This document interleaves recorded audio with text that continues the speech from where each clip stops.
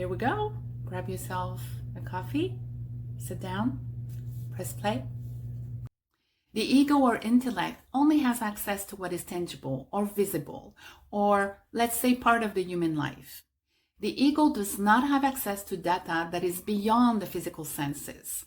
That is why when we think of something, until it is felt, said, written, or seen, it remains only static images that pass through the mind that do not come to life in any way. They have no value until we give it value, that is, until the ego gives it value.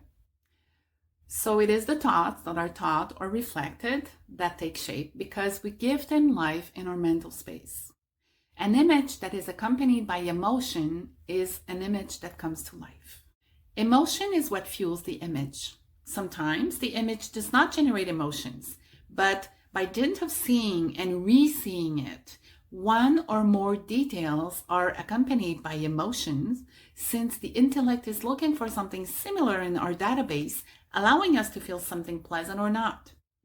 When we see something several times, therefore, again and again, the intellect has more time to appropriate all the details and give it more and more life.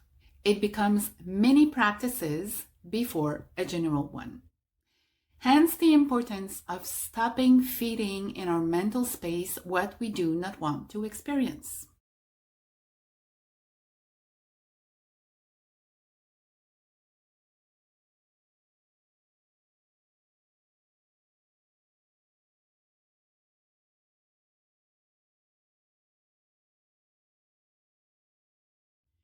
Remember the process. Now I'm going to tell you something that will make it easier to understand all this. The intellect or the ego believes that everything in the subconscious is true regardless of its origin.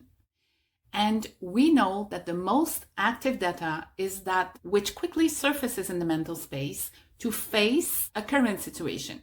One of the roles of the ego is our survival, and it takes its role very seriously.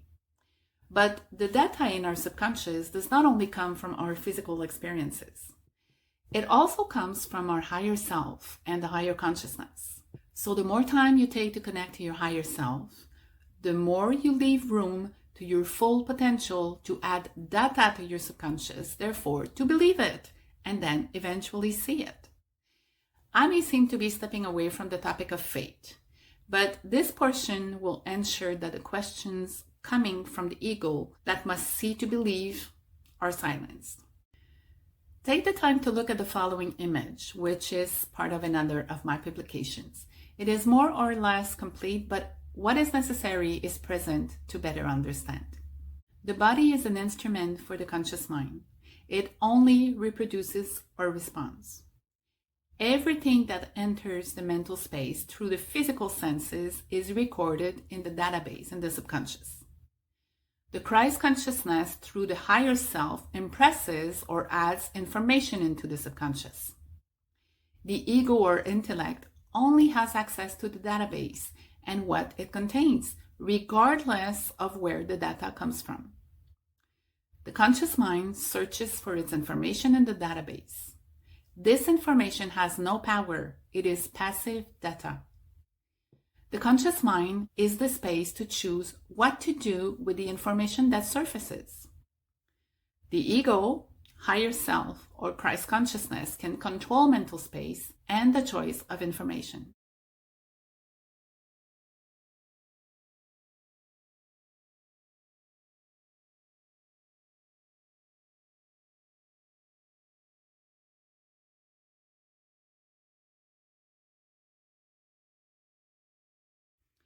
So when it comes to having faith in something, it does not mean hoping for something impossible or unimaginable.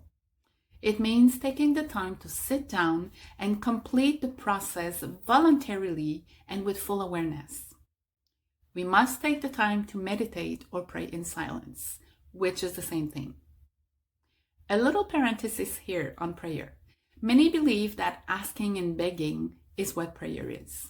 In fact, prayer is a conversation within oneself in which we participate in the co-creation of something. We take the time to connect to our infinite being, to listen to the higher consciousness, to be receptive to inspired actions, and to be in gratitude mode for what will be. So we must take the time to review the process of manifesting what we desire or need from the beginning to end without the ego intervening. We must activate our faith. Too often, we try to believe in something we would like to see, but the ego veils that we have already seen it before so as not to activate the data and, of course, bring the image to life with our emotions. We must lift up the ego veils to go beyond where the ego cannot go. Since the physical body cannot access the non-tangible or non-visible world, since it uses the eyes of the human body and the physical senses, it is therefore with the senses of our energetic being that we can access the non-visible. This is what we call our clairs, like clairvoyance, clairsentience, clairaudience, claircognizance. These are all senses that become active when we close our eyes and detach ourselves from the feeling of our physical body. This has nothing to do with magic. It is quite logical to think that if our physical being has senses, our energetic and spiritual being has some too. If you close your eyes, you can more easily imagine. That is having a mental image, although some people cannot imagine and others have a very vivid and colorful imagination.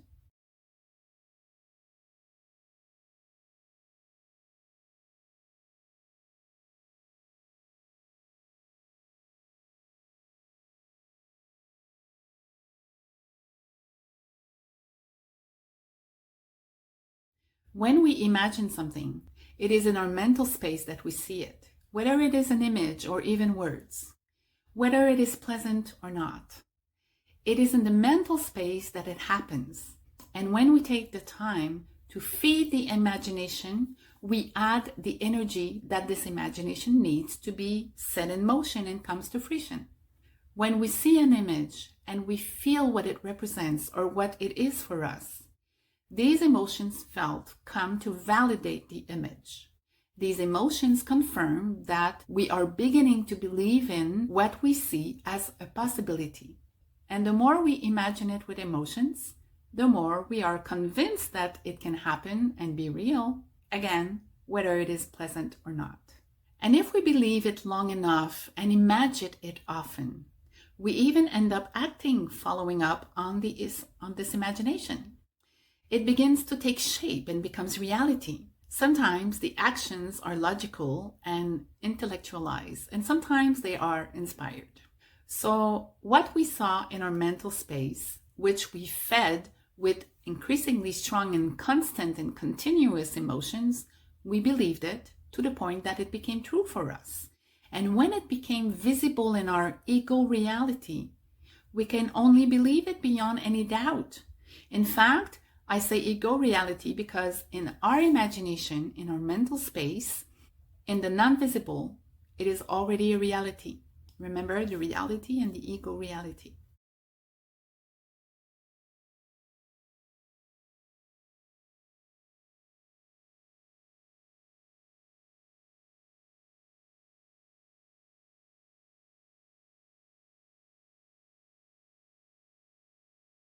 So as you see, faith is not and has never been anything other than believing to see.